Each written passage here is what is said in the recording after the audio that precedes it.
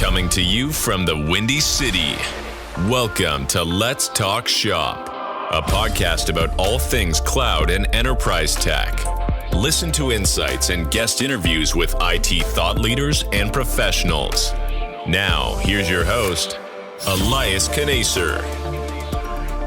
Welcome back, everyone, to another episode of Let's Talk Shop. My guest, as always, is a special guest, but he's got the inside scoop on what's going on in the CIO community.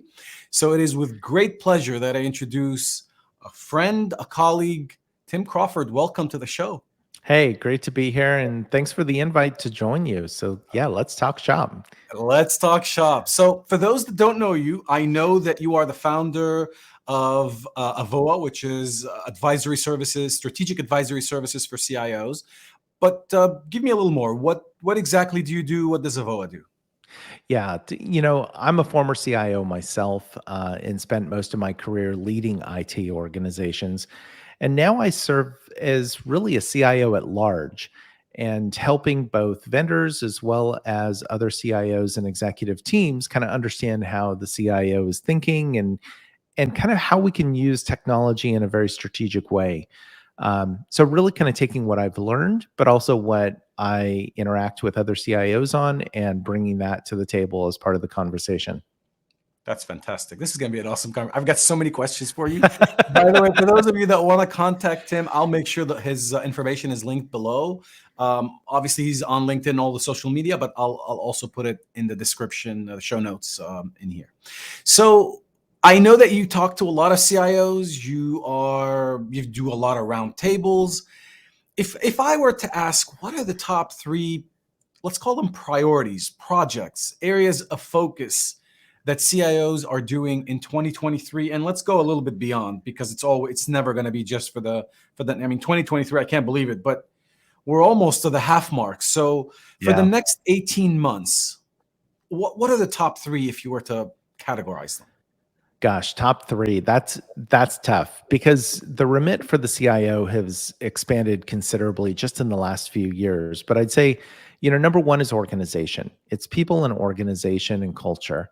Number two would have to be something around risk, which is going to encompass cyber, ransomware, tech debt, change management. And then the fourth would be something around data and innovation, which is going to encompass things like AI, which I'm sure we'll get into talking about. But those are probably the top three things, if I were to try and boil down the ocean a little bit, that are coming up in conversation, not just among CIOs, but more broadly, executive teams. So their peer group. I like it, and I would have prioritized them very similarly. I think the security and data and AI. I think those are strategic focuses. But let me start somewhere else, and I'll bring you back. We're going to touch on all of these topics. There's a lot of conversation today about cost optimization, cost. I, for one, I believe you need continuous cost. I just don't believe that there are times where cost becomes such a big deal. I just feel like if it's ingrained in the culture, if you're constantly doing it, then you don't have these spikes of conversations around cost. And I'd love to get your opinion on that, especially with this whole cloud cost conversation and what you're hearing around that. Yeah, you're absolutely right. If you've got a mature way of thinking around cost management, and the term du jour is FinOps, in talking about financial management within the IT organization, then this is probably less critical of a conversation for you, meaning which levers you can pull and what the impact of that will be. The big thing is trying to figure out what is kind of that core kind of bottom, keep the lights on aspects of your budget, and then what aspects are what I used to call discretionary or project-based costs that you could have a conversation about and say, well, maybe we'll push this off or move this in a different direction. And so it gives you a little bit of flexibility from that standpoint. But more importantly, it separates the conversation so that you're not intertwining things that could be discretionary or flexible from those things that just keep the lights on and are core to running and operating your business. And I think that's a big piece that's missed in the conversation today, at least within many IT organizations that don't have that level of sophistication or maturity around FinOps, is they're not necessarily easily separating those two. And I'll give you a great example of this. If you look at any particular licensing, say Oracle licensing, just pick one off the top. So there might be parts of your Oracle licensing costs that are associated with just keeping the lights on, kind of the bare minimum. And then there might be pieces that are associated with a new effort, new experiment, new project that you're bringing on, going after a new market, new application. Those should be separate conversations. You should not be looking at it as one clumped together conversation. And the reason why you separate it is so that you can have clarity around what your options are and what the impact would be, as opposed to just saying, oh, well, we spend a lot for Oracle, so let's have a conversation about that. Right. And I'm just picking on Oracle. Sure. It could be It can apply VMware, to it could anyone. be anyone. Yeah. So earlier on, priority number one, you mentioned organization and culture, and I think this conversation relates to that a little bit. So for those organizations that want to build a culture that is FinOps aware, let's call it FinOps aware, how do they do that? Should everyone in the IT organization have a little bit of an understanding of or FinOps responsibility? Like, how do you arrive at that? Because from a CIO perspective, you're buying Oracle licenses, but sometimes, and we're picking on Oracle here just as an Right. example. It could be Microsoft that's just as complicated. That's right. But it'll be difficult for a CIO to dissect kind of where all these licenses are going without the engineers and the architects to also have these licenses bucketized. So is it a culture? Is it a financial responsibility culture that has to spread within the IT organization? It absolutely is. And it's not just about cost. And this is something that I harp on pretty consistently, is that if we're having a conversation about cost, we're having the wrong conversation. The conversation really needs to be about value, so that you understand that a dollar of cost turns into a certain amount of revenue or a certain amount of profit. And then you start to understand those value decisions as to, okay, well, I'm spending this much, but here's what I'm getting for it. That definitely has to start at the top, at the senior most IT person, which may not be a CIO, it may be a VP of IT in a different organization, but it needs to start at the top and work its way down. Does that mean that every single person in the IT org needs to have some degree of financial management experience? No. But should they have an understanding of their place in the organization and what they're doing in terms of value to their contribution to the company? Absolutely. All the way down to the most junior person. That does require a different culture than maybe what we're accustomed to within IT orgs today. But that is something that is starting to permeate through some of the more mature organizations, some of the more forward-thinking organizations. You're giving me a lot of nuggets. I love it. So move from TCO to TVO, or the total value of ownership, or understanding that. How? So for CIOs and VPs, their experience over the years brought them to this. They kind of understand FinOps. But for the more junior folks, the more technical folks, how do you recommend how do you encourage this culture? Are there courses? Are there certifications? How do they start to make these connections, to understand, or how do they become part of this conversation? Yeah, it's a really great question. And I think the first step that I would encourage folks to do is maybe take a step back, and instead of just focusing on what you're doing within your organization from a financial standpoint, understand what your company does. What is the value that you provide, you broadly beyond IT provide to your customers? And then where does technology fit into that? And the reason I say that is because that then provides the context in which to have a conversation about value within IT. It helps people understand, okay, well, if I'm spending X number of dollars for this licensing and X amount for this service, add that together and I can start to see how that impacts my customer. You can start to put the pieces together at that point. But I think it's important to understand and just make good decisions around, okay, if this were my dollar, if this was my money, is this really where I'd be spending it? And is this going to be beneficial for our customer, the company's customer? And if the answer is no, then I think you really have to ask yourself, why are you doing it? Is it because it's cool? Is it because you like it? There are a lot of those kinds of decisions that come into play that we haven't necessarily had to dive deeply into. But I think it's important to understand as we go through time. The other thing that I will say as a caveat is not everything ties to customer value. Sure. If you look at a developer's IDE, how do you tie that to a customer's That's fair. value? You can't, not directly. But I think it then talks to, okay, well, this will make me more productive, which inherently you can drive it to customer value. So I do think it's important for folks to understand, number one, what their company does and the value they provide to their customers. But then number two, what is it that they're doing as part of that value chain? I love it, and that's why this conversation is always about it's more of an art than a science, because sometimes it's It difficult. is. But yeah, so I 100% agree with you. So if we were to shift just a little bit, based on your conversation, I'm hearing a lot of folks throw a tantrum around cloud costs, and it costs too much, and we're going back on premises. Personally, from the customers I talk to, the vendors I'm interacting with, yeah, everyone's kind of slowed down. I have my theories for why some of these slowdowns have happened, especially with the hyperscalers. But I'm curious to get your opinion based on your conversations. Are you hearing, hey, we're leaving the cloud completely, we're getting out of AWS or Azure or Google or Oracle completely and going back on premises? Is it more optimization based on workload by workload? What is it like out there?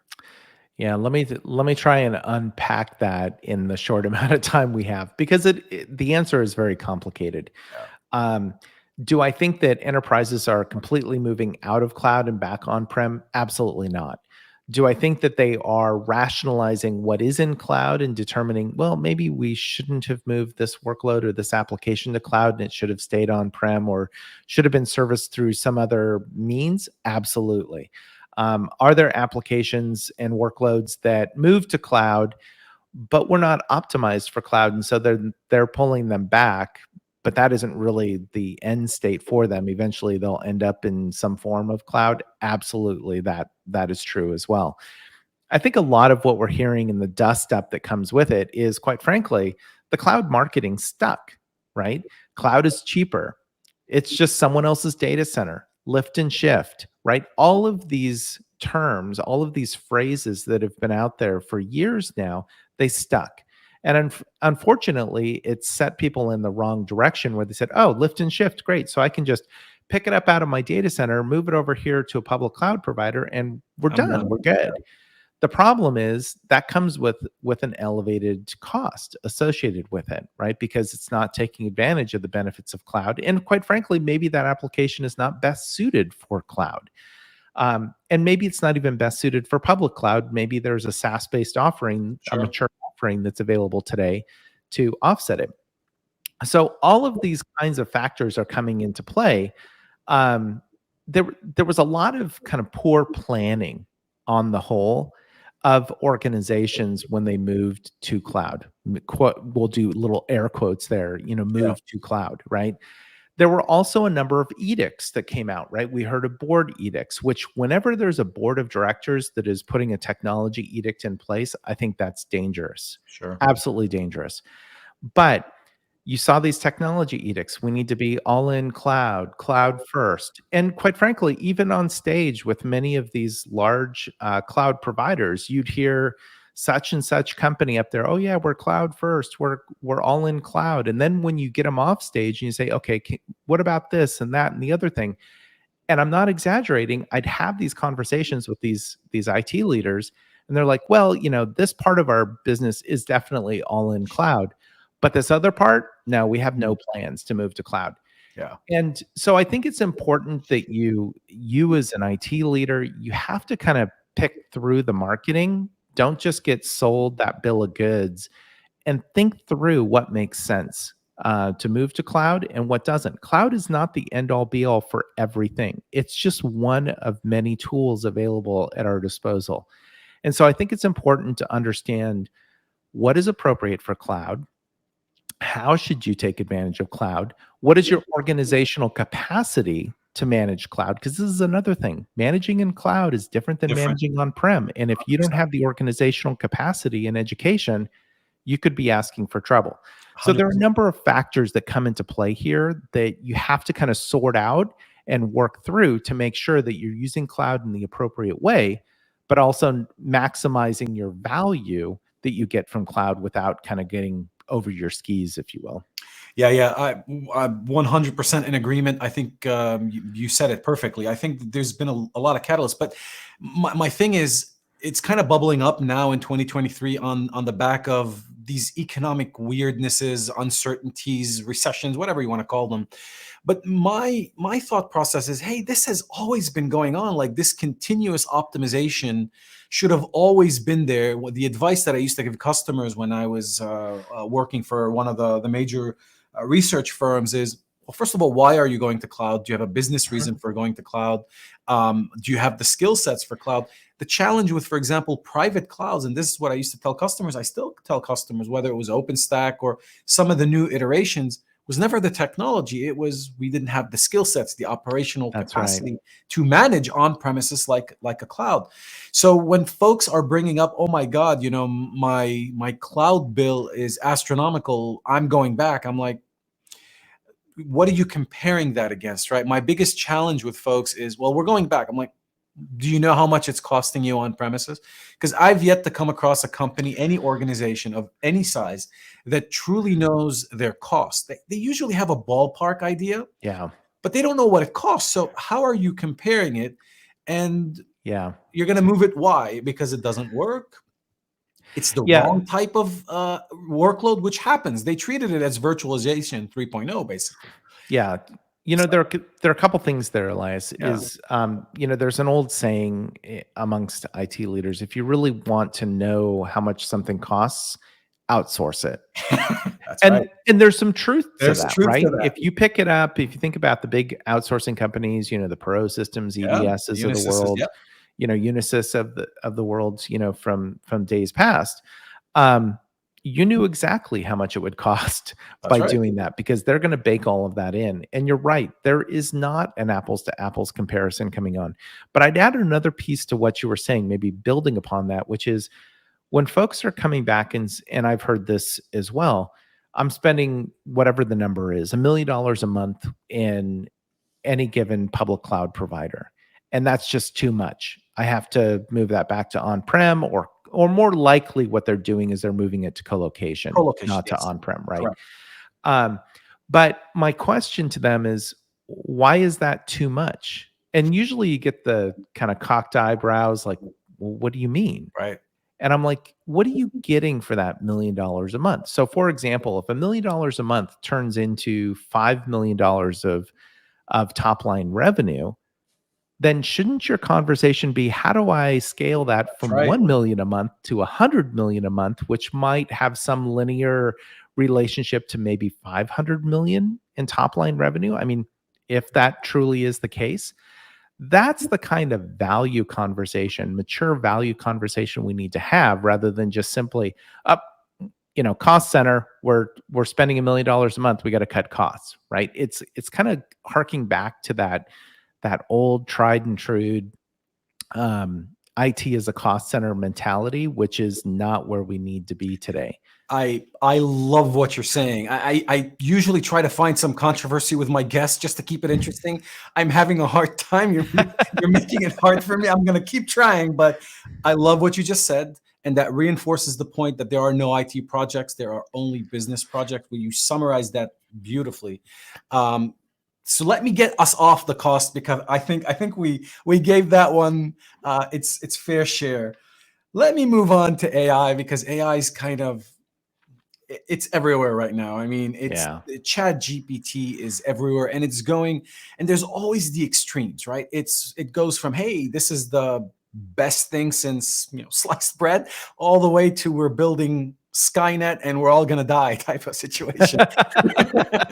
So I'd love your thoughts, kind of a grounded approach to how do you see AI, some of its risks. It clearly has a lot of potential. I've been able to use it from some of my workflows, some of the things that I do, and it's been phenomenal. But Yeah. where do you find it? Like how close are we to Skynet? And should we have this much access to a tool like a ChatGPT? Well, that's a great question. And, there have been some pretty demonstrative changes and opportunities for us over time, right? We saw this when we went from centralized computing to distributed computing. We saw this with the advent of the internet. Cloud became the next tectonic shift. Not just AI, but when you get into LLMs and generative AI specifically, that's when things really kind of catapulted themselves in a really interesting way. I was in a conversation just in the last week with a group of CIOs, and you know we've had CIOs have had conversations about generative AI for some period of time now, and one even venture capital firm, one of the partners said one time, AI and generative AI is great, but every once in a while it drops acid. And you've got to know when it does and figure out why it did and how you're going to react to that, right? So that doesn't then feed back into the process, because generative AI, the output becomes part of the source for the next one. That's right. And so you have to understand where it's appropriate to be used. And so this conversation I was having with this group of CIOs and CISOs, it was really interesting because we were talking about the different opportunities and they were all gung-ho and excited. And I dropped in a little nugget just to see how they would react to it. And it was talking about how bad actors could use it. Yep. Because let's face it, most IT people are always thinking about the good use of technology. Right. How can we benefit from technology? How can we use it in really positive ways? We're not necessarily thinking about our adversary and how they can use it in nefarious ways to be able to combat us or take us down. Sure. I dropped that nugget in, and our conversation went really dark, really fast. Yeah. And it got to be to a point where, frankly, it was a little scary. Now, should that keep us from using generative AI and LLMs? Absolutely not. I mean, the genie's out of the bottle. So there's no getting it back in. This concept of let's take a break from using generative AI and large models. I mean, forget about it. It's done. Right. So I do think there are some significant opportunities still to use it, and some that we haven't even seen or explored today.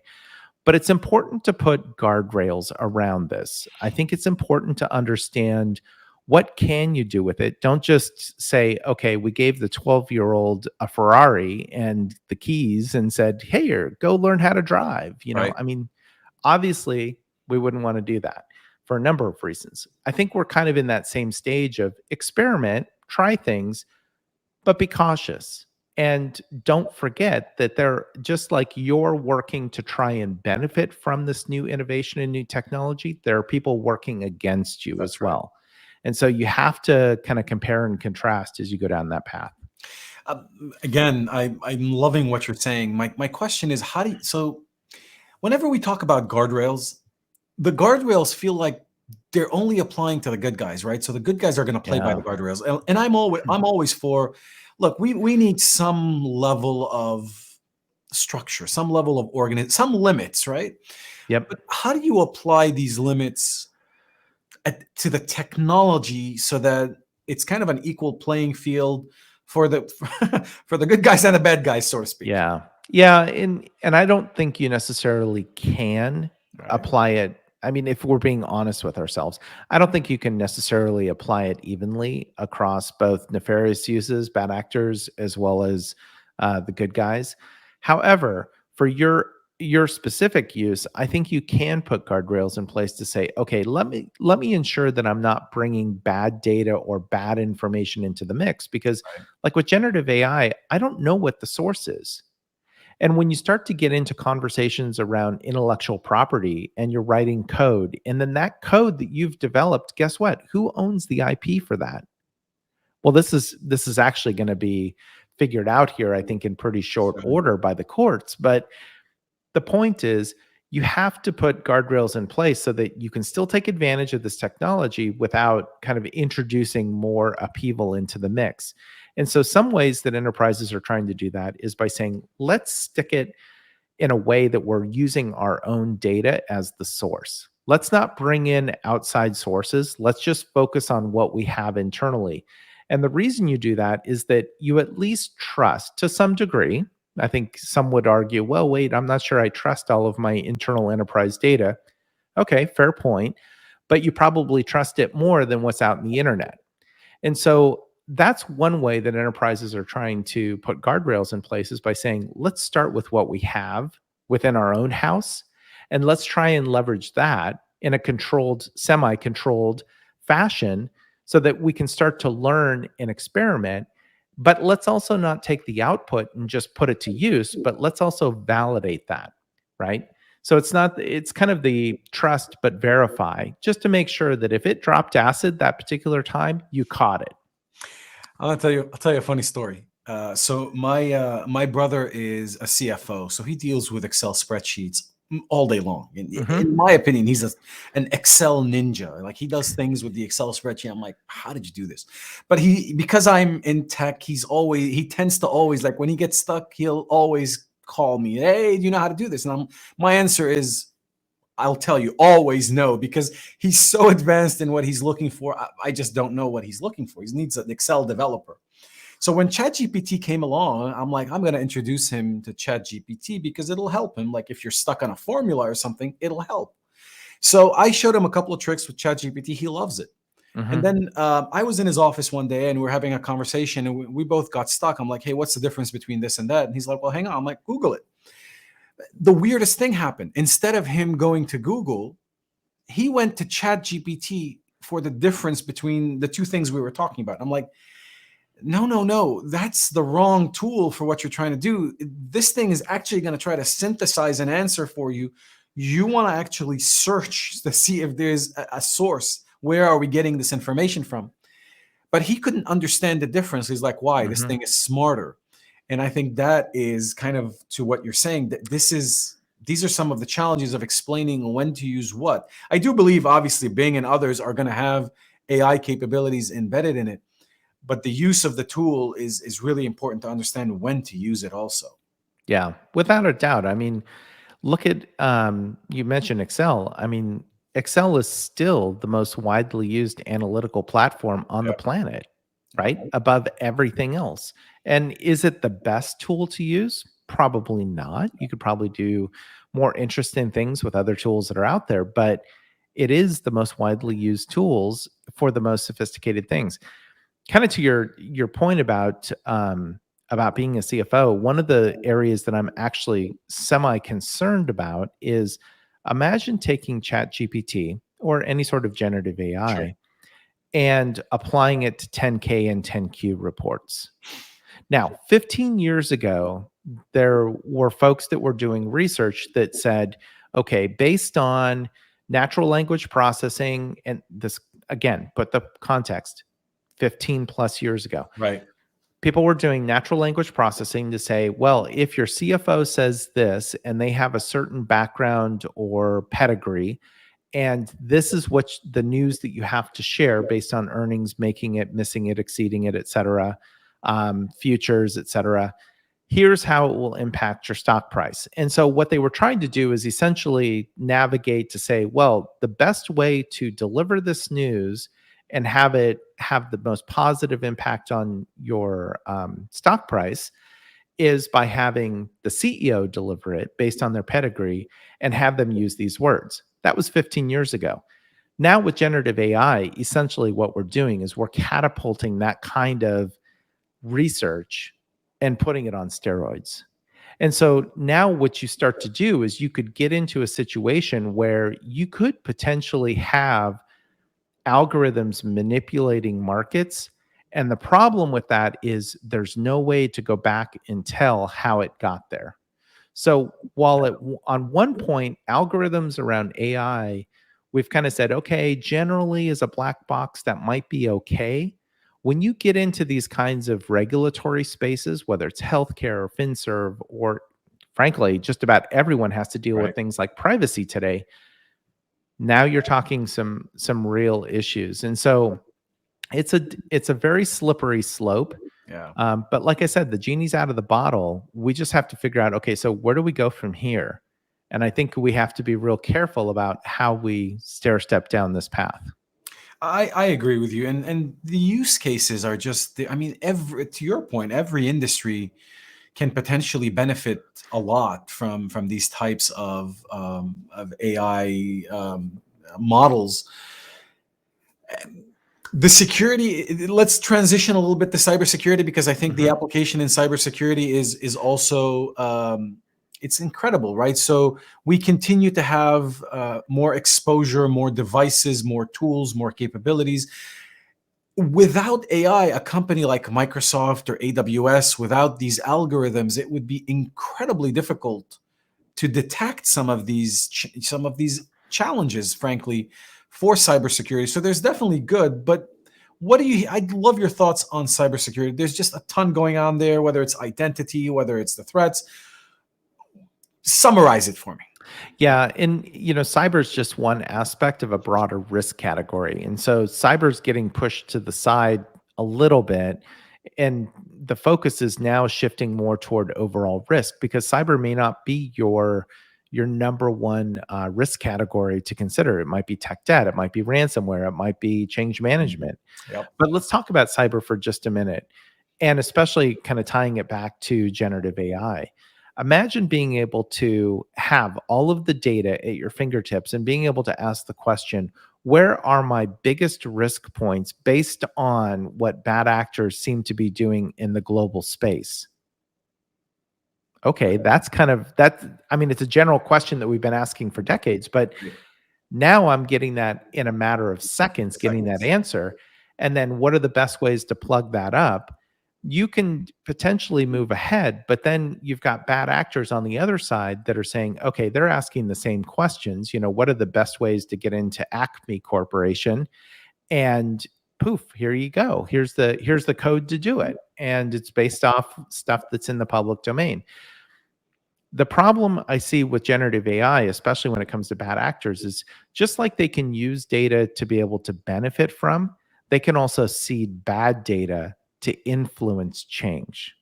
Hmm. Because now you're talking about bad data feeding into some of these algorithms, and then that comes out with a certain output that then just recursively gets fed back into the machine, which just plays out. And you have no way to know where that came from or how that started. So trust in data, pedigree, provenance, all of these issues are going to be coming up in very, very short order. Otherwise, we're going to be in a world of hurt and being able to operate, especially for hyper-regulated industries. And I think cyber is just one of many different ways that this is going to play out. Do you think we're going to get to a point where the quality of the data that's feeding these algorithms will become critical? So instead of pointing it against the internet for data, you'll be able to have data classifications. This site is trusted, so the stuff that's coming off of XYZ gets a higher degree in the algorithm. Do you feel like data classification for quality of data is important, or is that too difficult?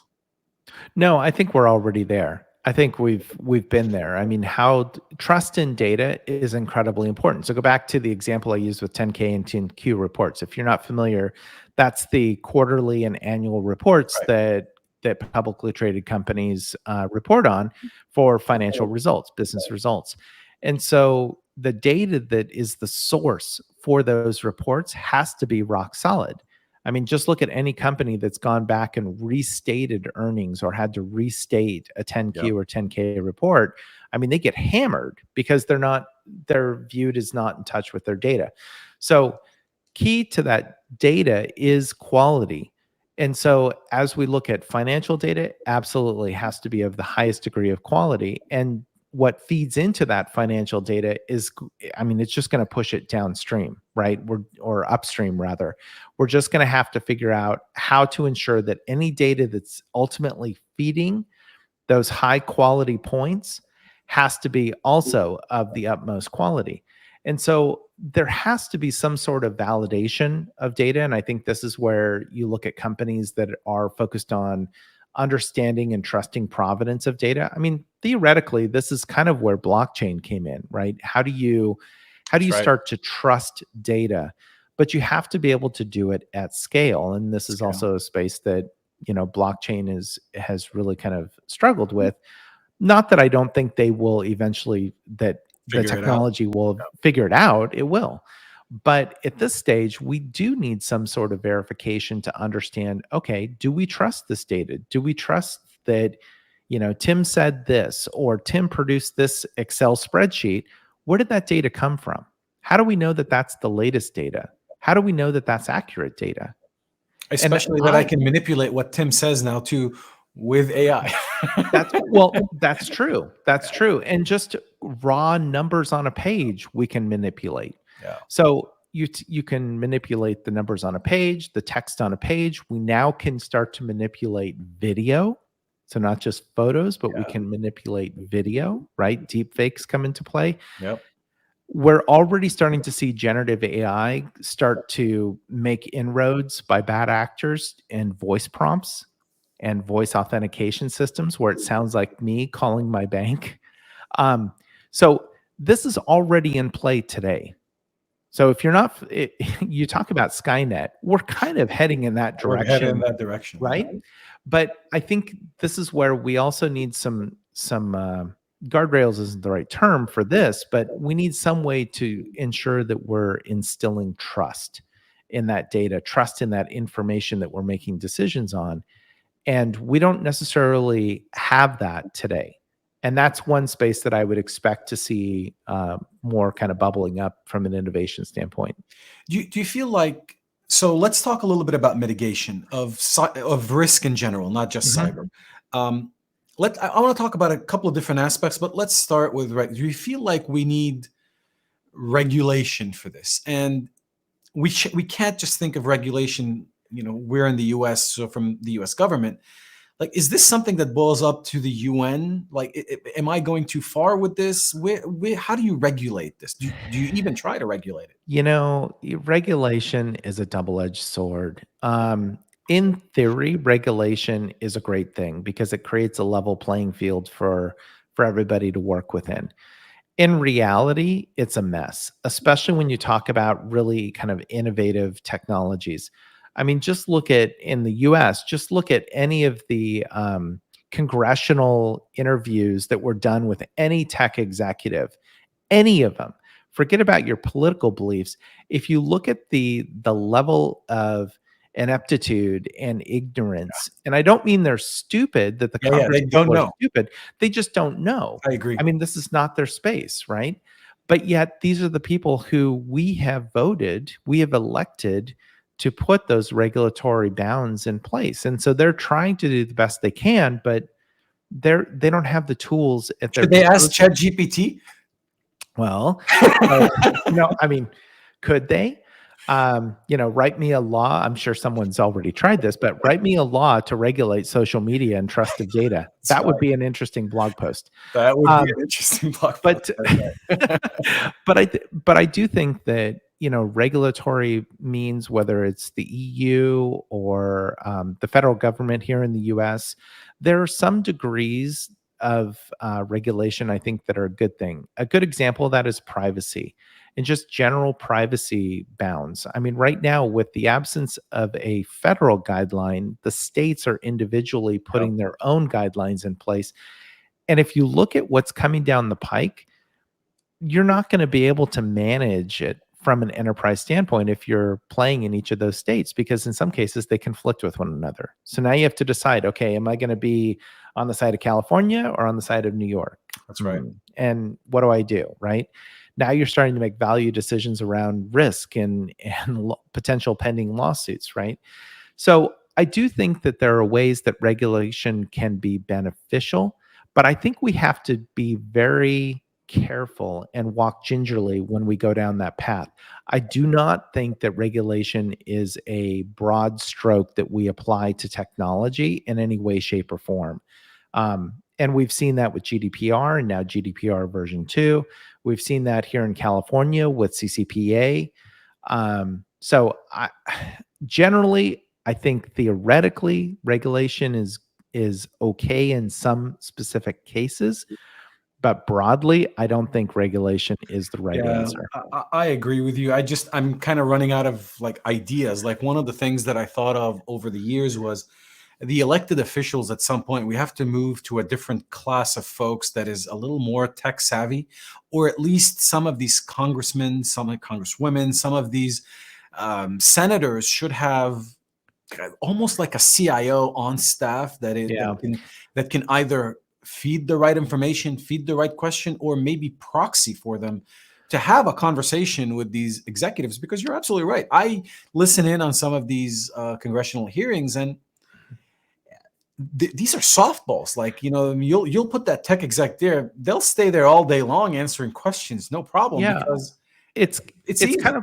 kind of like the question when the TikTok CEO was in front of Congress. I love this example. And the congressperson asked, "Well, if I open up the TikTok app," and I think he called it Tic Tac, Yeah, but if I open up the Tic Tac app on my network, does that give it access to the network, to my home network? And it's like, okay, well, are you asking, is it going across the network? Are you asking, does it then give access to all the other You devices on got to the feel network? great with it. Right? He's not being specific, but he doesn't necessarily know Doesn't know any the better. difference. I will say that there are policy organizations or folks within some of the larger enterprise companies that have a policy group that are working, in some cases, to lobby, but in other cases, to educate the Hill here in the US. And I've worked with some of these folks, and I will say these are some of the brightest individuals you can That's good to imagine. know. I mean, Okay. typically they're attorneys, they are well educated on the challenges politically as well as technologically, and they're the ones that are interfacing with the staff for each of these Congress people. We need more of that. More of And that. not just from a lobby standpoint, but just from an educational standpoint. But let's back up for a little bit. If you look at just boards and reporting, the SEC has done some mandates in terms of what they have to do, what boards have to do and report on. But it'd be great to see more technology and risk subcommittees within boards Think that tank. have a degree of intelligence around these core issues. Because most board members today, most of them, are either coming from a legal background or an Yeah, accounting or finance background. They're not coming from a technology that's right. background.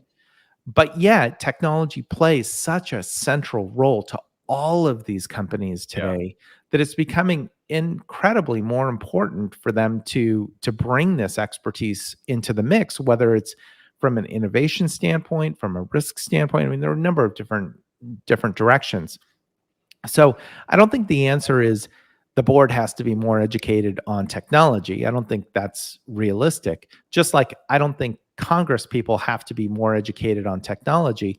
But I do think that we have to find some ways to kind of build some of these bridges. Yep. And I'd like to see some of these bigger companies that are, take the top 50 technology companies. I'd like to see them really kind of engage in a meaningful way to educate Congress people so that they understand how this fits into the bigger picture and do it on a committee basis. So it's not just one company saying one thing and potentially inadvertently lobbying for their point. That's right. And then you've got another one coming the other direction. And then you've got this layperson, the staff within the congressperson's office trying to figure out what makes sense. I think you have to put together some solid technology committees within these government bodies, whether it's within the U.S. System, whether it's the EU. I think Asia Pac gets a little touchier for a number of reasons. Sure. But I think that's a great starting point. Yeah. I totally agree. Especially think tanks that are nonprofit think tanks. I mean, I think we need to go in that direction. I just don't know who takes us in that direction, but that's a bigger conversation. Let me shift gears just a little bit. So we talked about ways to mitigate. We spent enough time on regulation. I'd love your thought on insurance, cyber risk insurance in particular. Is that topic coming up within CIO circles? Is that of interest? Do they take it seriously? Do they know how to apply it? Is it even valid? What do you think? Yeah, it's been valid. It's been a topic of conversation for years now. Cyber insurance, ransomware insurance has absolutely been something that has been on the table and been engaged. Here's the problem, though. Of late, it's gotten really expensive. Yeah. Where people are starting to ask the question, can we afford it? Yeah. Worse than that is it's getting priced out such that some folks can't even get it anymore. Yep. Maybe they've had a breach or had a couple of incidents or can't. In order to get it, you have to go through a certain degree of evaluation and mitigation steps, and they can't necessarily do that. And so they actually can't get insured for cyber risk or ransomware. I think the general direction that I would say is for as we get more complicated in terms of our environments and the whole theater that we're playing in, it gets to be more challenging to be able to actively insure some of these risk points. And so one of the more forward-thinking conversations that I've been party to is we just have to assume that there's going to be a time, probably in short order, where cybersecurity insurance and ransomware insurance won't exist, where it either won't exist because we can't be insured, or it's just too expensive and it's not valuable, right? It's no longer valuable for us to do it. So I think there are other ways to mitigate your risk, quite frankly. And that's probably a longer conversation, but there are ways to mitigate your risk within the organization where you start to lower your risk threshold to a point that, there are others that are going to crop up before you. And so if you aren't able to get insured, what do you do? Yeah. The conversation with you can go for hours because I can take us down, that what other risk mitigation factors we can go, and it'll just never end. We definitely need to do a part 2. I actually, I had one of my podcasts was with Munich Re and Google Cloud. And I particularly like that podcast because Google Cloud in that sense was helping the underwriting process by being sort of like that independent third party that can validate the information that the customer is sending the underwriter based on their cloud estate. Mm-hmm. And I do think we need more of that. I think some of the challenges that these underwriters are having is, they're being a little too strict, too conservative just to protect themselves. And as a result, that's pushing the price higher because they don't have a way to validate this information. I mean, they're just basically taking what the customer says. But, how do I know? For example, something very basic. How do I know you've got two-factor authentication enabled? You just told me it's enabled. So there's work that can be done there. But I'd love to have maybe a part 2 with one of these insurance companies, maybe Munich Re or other, and we can have that conversation with them as far as why the prices are high and what can be done. I think with your angle on it, I think it would be really, really interesting. Yeah, I think it would be interesting, but it's important to understand is when you're looking at cyber insurance, you're looking at the whole kit and caboodle. You're looking at all the different directions that risk comes from. Any given cloud provider is just one component. Sure, I agree. Of a much broader picture. And so that's one of the pieces I think enterprises have to be real careful about is that's great if a cloud provider says, hey, we're validated for XYZ, standard. But that's just one of many different aspects. And unless you're creating a completely encapsulated application, and when I say completely encapsulated, I mean data, application, identity, the whole kit and caboodle is completely isolated, which is incredibly rare. Right. There's a much bigger problem that we have to work through. And so I do think that there's a balancing act that we have to kind of figure out. But now is the time to kind of figure out how do we start to kind of button up some of these things that we might have in the past kind of run fast and loose with? People are working from home.